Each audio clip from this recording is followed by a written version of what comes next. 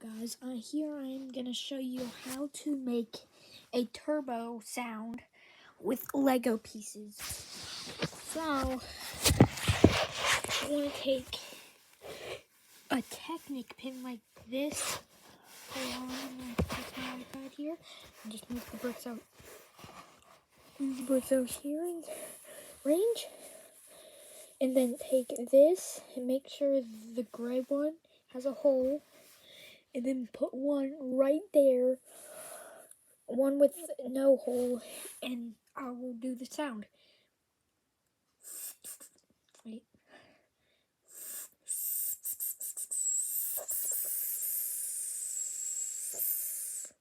Let me retry that. Hold on.